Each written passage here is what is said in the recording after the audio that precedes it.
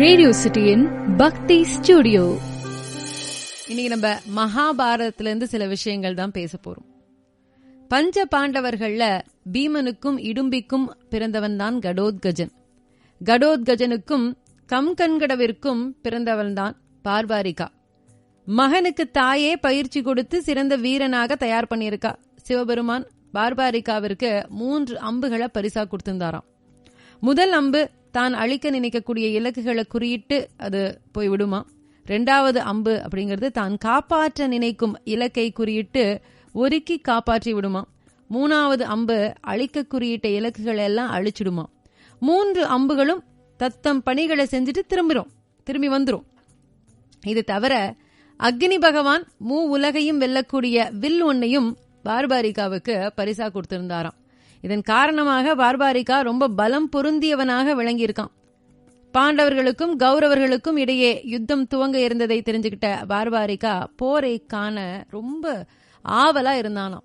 கடோத்கஜனுக்கும் கம்கணடவுக்கும் பிறந்தவன் தான் பார்பாரிகான்னு பேசினோம் இல்லையா. இந்த பார்பாரிகாவுக்கு பஞ்ச பாண்டவர்களுக்கும் கௌரவர்களுக்கும் நடக்கக்கூடிய அந்த போரை பார்க்கணுங்கிற ரொம்ப ஒரு ஆவல் இருந்தது. போர் ஆரம்பிக்க போகுதுன்னு தெரிஞ்ச உடனே அதை எப்படியாவது போய் பார்க்கணும்னு ஒரு ஆசை.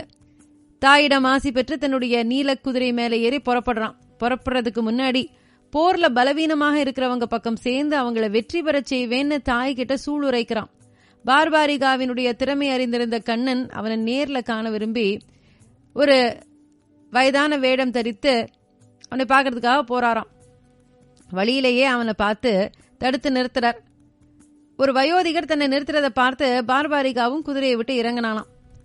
என்ன வயோதிகரே, ஏன் வழி மறிக்கிறீங்கன்னு கேட்கறான் பார்பாரிகா. போர் உடையில நீ வேகமா போறத பார்த்தேன், ஏன் இந்த பரபரப்புன்னு தெரிஞ்சு கொள்ளக்கூடிய ஒரு ஆவல் மிகுதியில உன்னை நிறுத்திட்டேங்கிறார்.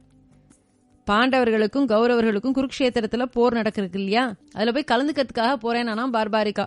யார் பக்கம் சேர்ந்து போர் பண்ண போறேன்னு கேட்கிறார் கிருஷ்ணர். அங்க போய் பாப்பேன், யார் பக்கம் பலவீனமா இருக்கோ அவங்க பக்கம் சேர்ந்து அவங்களை ஜெயிக்க வைப்பேன் அப்படின்னு பார்பாரிகா சொன்ன உடனே, நீ அவ்வளோ பெரிய பராக்கிரமசாலியான்னு கேட்கிறார் கிருஷ்ணன்.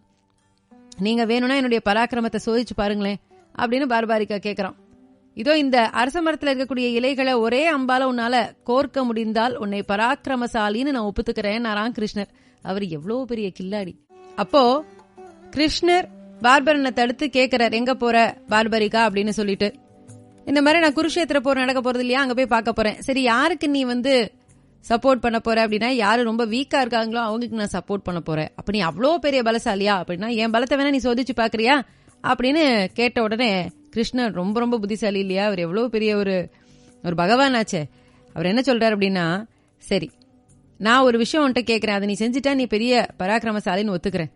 ஒரே அம்பால உன்னால அரச மரத்தில் இருக்கக்கூடிய இலைகளை எல்லாம் ஒன்னாக கோர்க்க முடிஞ்சது அப்படின்னா உன்னை பராக்கிரமசாலின்னு நான் ஒத்துக்கிறேங்கிறார் கிருஷ்ணன். மரத்தினுடைய ஒரு இலையை மட்டும் பிடுங்கி பார்பரிகாவுக்கு தெரியாமல் தன்னுடைய காலடியில போட்டுக்கிட்டாராம். இதை ஒரு நடியில பண்ணிடுறேன்னு ஒரு மந்திரத்தை உச்சரிச்சு அம்பை எய்திடுறான் பார்பரிகா. அம்பு மரத்துல இருந்த இலைகளை கோர்த்து கொண்டு கடைசியாக கிருஷ்ணனினுடைய பாதத்தை நோக்கி பாய்ந்ததாம். இது என்ன விபரீதம், அம்பு என்னுடைய பாதத்தை துளைக்க முற்படுதே அப்படிங்கிறாராம் கிருஷ்ணர். வயோதிகரே, உன்னுடைய காலடியில ஒரு இலை இருக்கும்னு நினைக்கிறேன், உடனே பாதத்தை எடுத்துருங்க அப்படிங்கிறார் பார்பரிகா. கிருஷ்ணர் பாதத்தை எடுத்த உடனே பார்பரிகாவினுடைய அம்பாரா துணியிலிருந்து புறப்பட்ட அம்பு ஒண்ணு எல்லா இலைகளையும் ஒன்னாக கோர்த்ததாம். அவனுடைய பராக்கிரமத்தை உணர்ந்து கொண்ட கிருஷ்ணர் பாண்டவர்களை ஒளித்து வைத்தாலும் இவனுடைய அம்பு தேடி கண்டுபிடித்து கொன்று விடுங்கிறத தெரிஞ்சுக்கிட்டார். உன்னிடம் எனக்கு ஒரு யாசகம் வேணுமேங்கிறார் கிருஷ்ணன். எதுவானாலும் தயங்காம கேளுங்க, நீங்க வயசானவர் இல்லையா, நான் கண்டிப்பா தரேங்கிறான் பார்பரிகா. உன்னுடைய தலையை கொய்திடணும்னு நான் நினைக்கிறேங்கிறார் கிருஷ்ணர். திகச்சே போயிட்டான் இப்படி அவரு கேட்ட உடனே பார்பரிகா கிட்ட கிருஷ்ணர் என்ன கேட்கிறார், உன்னுடைய தலையை கொய்திடணும்னு நான் விரும்புறேன், இந்த யாசகத்தை தரியான்னு கேட்ட உடனே அவன் கேட்கறான், நீங்க யாரு, உண்மையை சொல்லுங்க, நீங்க சாதாரண வயோதிகர் கிடையாதுங்கிறான். பகவான் கிருஷ்ணர் தன்னுடைய சுய உருவத்தில் திவ்ய சுரூபனாக காட்சி கொடுக்கிறார். கேசவா, நாராயணா, மாதவா, கோவிந்தா, மதுசூதனான்னு அவருடைய பல்வேறு நாமங்களால கிருஷ்ணரை துதிக்கிறான் பார்பரிகா. பார்பரிகா, நீ மாவீரன். உன் தாயிடம் நீ மேற்கொண்ட பிரதிஜையினுடைய விளைவுகளை நீ தெரிஞ்சுக்கல. பாண்டவர்களுக்கு 7 அக்ஷலி படைகளும் கௌரவர்களுக்கு 11 அக்ஷலி படைகளும் இருக்கிறத பார்த்து நீ பாண்டவர்கள் பக்கம் போய் சேர்வ. உன்னுடைய பராக்கிரமத்தால கௌரவப்படை தோற்க ஆரம்பிக்கும். அது பலவீனமானதை உணர்ந்த உடனே நீ உன்னுடைய தாய்க்கு செய்து கொடுத்த சத்தியத்தின் காரணமாக நீ கௌரவர்கள் பக்கம் போய் சேர்வ. பாண்டவர்கள் தோற்க ஆரம்பிப்பாங்க. முடிவில் நீ பாண்டவ கௌரவ சேனைகளை முற்றிலும் அழிச்சிட்டு நீ மட்டுமே மிச்சம் இருப்ப. இது தர்மத்துக்கு நல்லது கிடையாது. அதனால நீ போர்ல பங்கேற்றுக்காதங்கிறார். உன்னுடைய தாய்க்கு செய்து கொடுத்த சத்தியத்தின் காரணமாக இது சாத்தியம் இல்லை. அதனால தர்மத்தின் பொருட்டு நீ உயிர் தியாகம் பண்ணிடுங்கிறார் கிருஷ்ணர். பார்பரிகாவும் சரின்னு சொல்லிடுறான். கிருஷ்ணர் சொல்றார், பார்பரிகா, உண்மையில் நீ ஒரு யக்ஷன். முன்னொரு சமயம் பூமியில அதர்ம சக்திகள் மட்டுமே அட்டூழியம் நிகழ்த்தி வந்த நேரம்.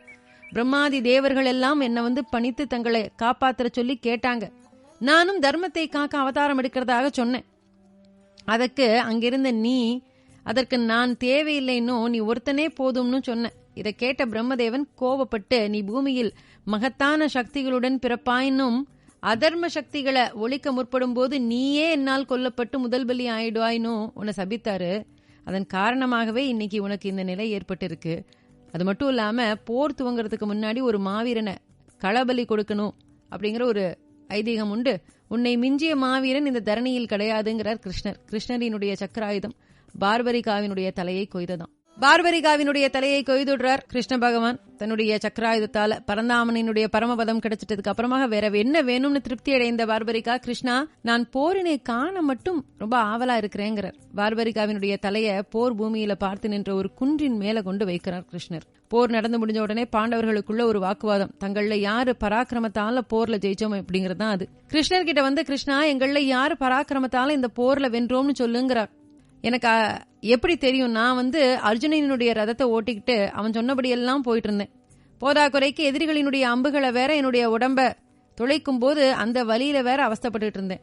இந்த நிலைமையில என்னால வேற எதையுமே பார்க்க தோணல. என்கிட்ட கேட்டா எப்படிங்கிறார் கிருஷ்ணன். அப்படின்னா வேற யாரைத்தான் கேட்கறதுன்னு திகைக்கிறாங்க பாண்டவர்கள்.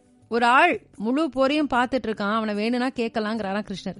யாருன்னு கேட்ட பாண்டவர்களை பார்பரிகாவிடம் அழைத்து சென்றாராம் கிருஷ்ணர். என்ன பார்பரிகா, முழு போரையும் பாத்தியா அப்படின்னு கேட்கிறார் கிருஷ்ணர். பார்த்தேன் கிருஷ்ணாங்கிறான் பார்பரிகா. பாண்டவர்களுக்கு ஒரு சந்தேகம், யாரு பராக்கிரமத்தால இந்த போர்ல ஜெயிச்சோம் அப்படிங்கிற சந்தேகம் இருக்கு, நீ சொல்லுன்னு கேட்கிறார் கிருஷ்ணர். எனக்கு என்ன தெரியும் கிருஷ்ணா, யுத்த பூமியில ஒவ்வொரு தலை விழும் பொழுதும் அங்க உன்னுடைய சக்கராயுதம் தான் என்னுடைய கண்ணுக்கு தெரிஞ்சதுங்கிறார் பார்பரிகா. பாண்டவர்கள் எல்லாம் வெட்கி தலை குனிறாங்க. அதாவது எல்லாமே அவன் செயல்னு சொல்லுவாங்க இல்லையா, அதை அவங்க உணரல அந்த நிமிஷம் வரைக்கும். எந்த நேரத்தில் யாரை எங்கே நிறுத்துவது, யாரை ஆளச் செய்வது, யாரை வீழச் செய்வது, யாருக்கு என்ன தருவது, யாரிடம் இருந்து எதை எடுப்பதுங்கிறத அவனே அறிவான். அவனன்றி ஒரு அணுவும் அசையாதுன்னு சொல்லுவாங்க இல்லையா. அவன் படைத்த உலகம், அவனே காப்பான். நம்ம செய்ய வேண்டியது என்ன? ஸ்ரீஹரி எங்கிருக்கிறானோ, ஸ்ரீஹரிக்கு பிரியமானவர்கள் எங்கிருக்கிறார்களோ, ஸ்ரீஹரிக்கு பிரீத்தியான காரியங்களை யார் செய்கிறார்களோ அந்த பக்கம் நின்னுக்கிறது தான் புத்திசாலித்தனம். ரேடியோ சிட்டியின் பக்தி ஸ்டுடியோ.